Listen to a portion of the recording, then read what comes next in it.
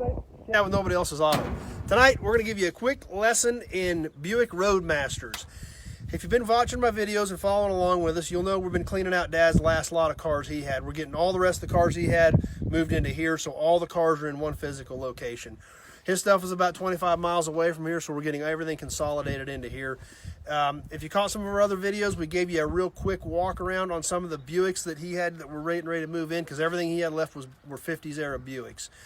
So we've been working on that. We've made a little progress and made some headway. And we've got a group of them sitting here that we thought we'd bring you tonight and maybe give you a quick lesson and talk to you a little bit about the Buick Roadmaster. The years we're going to cover tonight are 1949 to 1954. Those are some of the cars that have come in recently. We've got all those years kind of in one group right here. We're going to bounce around a little bit, but we figured we'd give you a quick walk around on them, show you some of the differences between them, and maybe we can all learn something and have a little fun while we're doing it. Obviously, they called them Roadmaster because they were the top of the line. They were one notch below a Cadillac in GM's hierarchy. So the Roadmaster was top of the line. I mean, they didn't give it that name because it wasn't an interesting or special vehicle. So that's why they call them the Roadmaster. They had a lot of distinctive traits. Let's look at some of them tonight, starting off with what Buick was known for years and even used up into this century some, the porthole. The car we've got here is a 1949. This is the first Roadmaster we're going to look at tonight. It's also the first year that Buick used the porthole. However, they did not use it across the model lines. The 49 Buick Special was still a 48 bodied car. The 49 Super and Roadmaster was a new body style. They used the portholes on the Super and Roadmaster only, not the Special. Super got 3, Roadmaster got 4. So this is a 49 Roadmaster, which started off the porthole, and it's got 4 since it is a Roadmaster. Now, another thing we're going to look at as we walk around these cars, we're going to take a peek inside a lot of them. A lot of these cars are not complete because Dad parted them out for years. However, inside of these cars are full of more pieces. So just because you don't see something on tonight's video, don't hesitate to give me a call. We've got more of these cars to come in. I've got more Buicks of this era in stock. So just because you don't see a piece on one of these cars doesn't mean we may not have it. So we'll take a look at this 49 Roadmaster. All these cars tonight we're going to catch are 4-doors, and they've all been parted out to a certain extent. You know, this car's obviously missing a rear fender. Some of the stuff's missing out of the dash.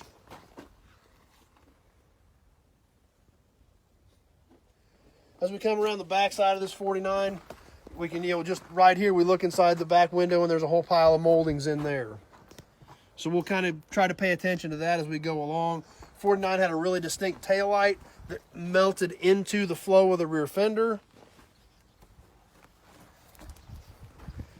Come down this side of the car, this car is pretty solid, just kind of banged up from years of use and years of sitting around. So 49 also had a really good looking park light that mounted on top of the fender as part of the crest up there. So also another distinctive feature. In front of the 49, we've got a 50 Roadmaster. Now, the most distinctive thing about the 50 Roadmaster was 50 was when they started the sweep spear style moldings that all of us are familiar with. They got so popular on custom cars. 50 was when we first really started seeing that. Now, if we look back here at our 49, we've got straight side moldings down the side of this car. Mid-year 49 on Tudor hardtop and convertible only, they started using sweep spear moldings. In 1950, Buick went to sweep spear style across the line. Now, this 50 Roadmaster, we can see, came down here, and then it came back to a big shield on the rear door, and then it kicked back up and went down the rear fender. So 50 was when we started seeing the beginnings of the famous sweep spear that we're all familiar with. We come around the front of this car, obviously the front clip's gone off this. I do have other 50s that have front clips on them. And as we come down this side, we can see some more pieces of the sweep spear on here. So, and this car is still pretty solid and a lot of good sheet metal left on it, even though the car's not complete at all. So we still want to keep it around and take a peek inside the trunk there. There's parts in the trunk of this one.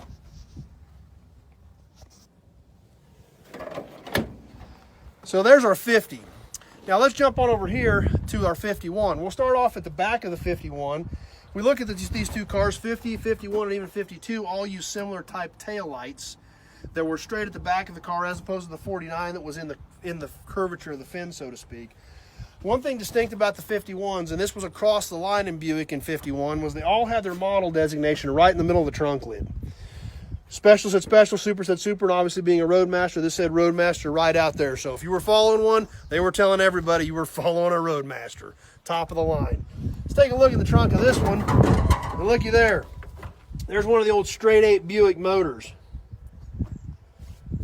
Don't exactly have huge pistons in them. Really, they were a pretty small bore for as big as these engines and as big as this car was. But that's the insides of a straight 8 Buick right there.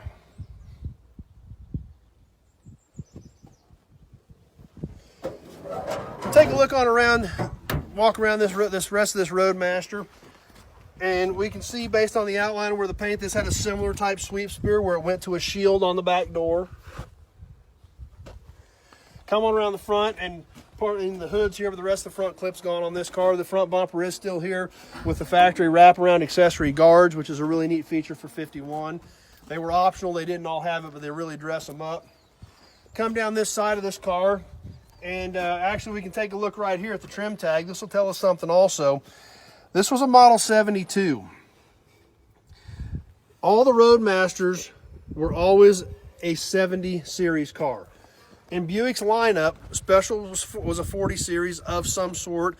Super was the 50 series. Century was 60 series. Roadmaster was 70 series. You go back a few years when they still made a Limited was a 90 series Buick. So this one being a Roadmaster is a model 72. If it were a two-door hardtop, that would say 76R. If this were a Roadmaster convertible, it would say 76C. They were all the 70 series cars.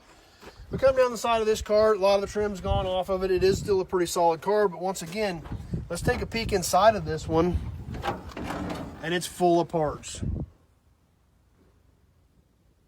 Lots and lots of trim and miscellaneous pieces off of possibly this car or other 51s that we may have taken parts off of over the years. The parts got put in here and stored. So let's take a quick walk over this way, and we'll catch the 52 Roadmaster that we're going to talk about tonight.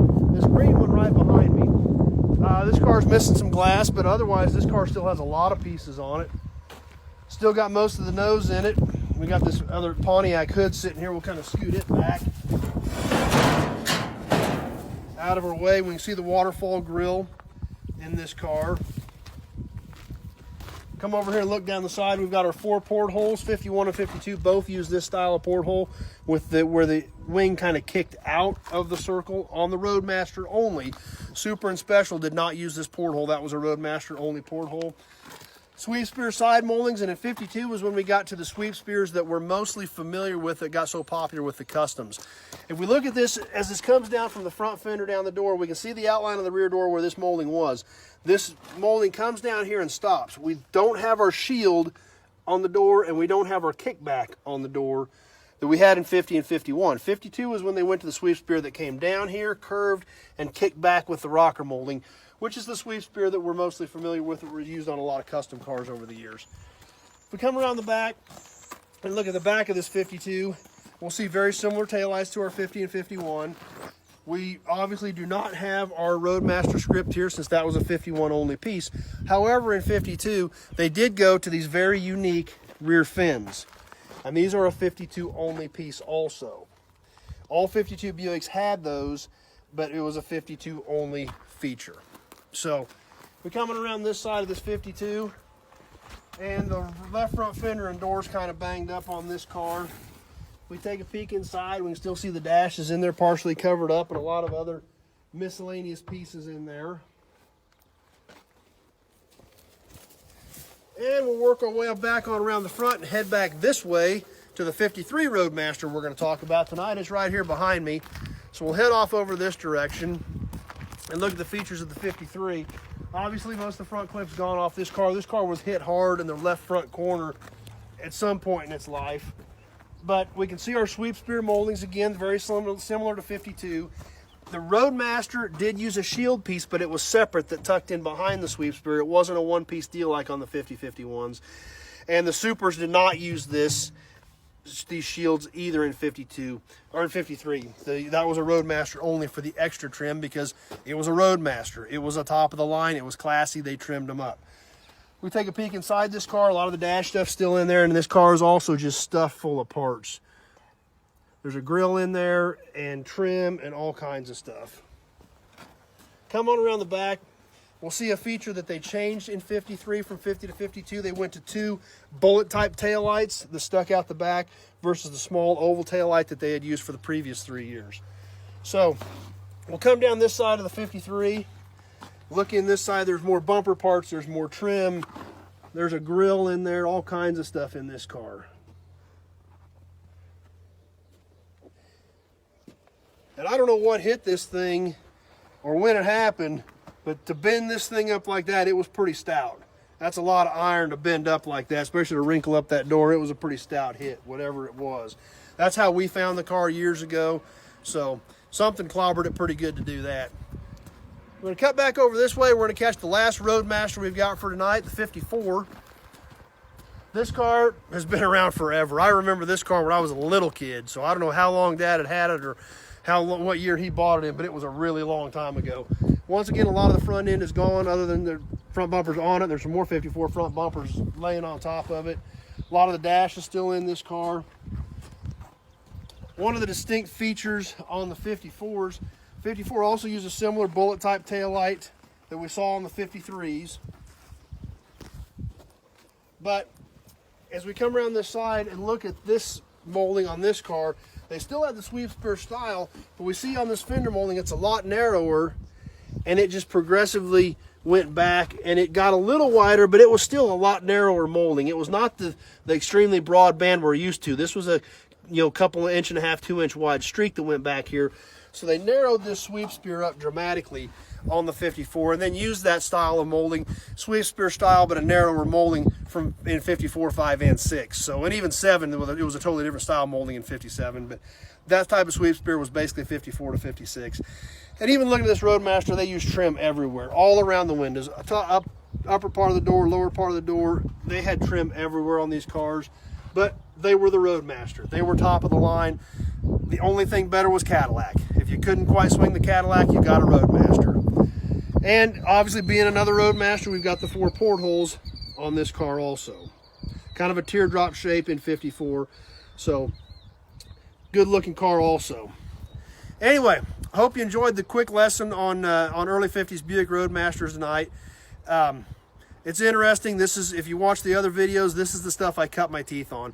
If you watch the Where It All Started video that we shot out at my dad's place, where he had his cars that we posted a couple weeks ago, this is where I learned what I do.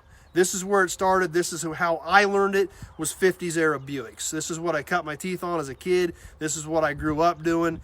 So the 50s era Buicks, I'm fairly familiar with them, and I do enjoy them. They'll always have a soft spot in my heart because that's what I learned on. So I always liked 50s era Buicks. They had such distinct styling. They were great looking cars, and obviously that's where I learned this. This is where I started, and this is how it turned into what I do today. So hope you enjoyed that, and hope you enjoyed the quick lesson tonight. As always, thanks for stopping by and spending a few minutes of your evening with me. It's a blast to do these. I'm glad you guys are enjoying them. I talked to several of you today on the phone and who enjoyed the videos, and you don't know what that means to me. I'm glad you guys are enjoying them, and I hope I can keep putting out stuff you guys like. If you're on Facebook, please share them with your friends, like the page, hang out with us on there. If you're on YouTube, please subscribe to my channel, check out my other videos, let your buddies know about it. I do this because it's fun, and we're having fun, and it's turning into a lot of fun. I had no idea that you guys would enjoy this as much as you do, which makes it fun for me. So as always, thanks for watching. If you have questions about vehicles or parts, just give me a call, 620-786-4428. Those numbers are posted on the pages. So give me a shout. Let's discuss your project, see if I've got something that can help you. And thanks for watching. Thanks for spending some time with me. We will see you Wednesday night on the next episode. And thanks for watching, everybody.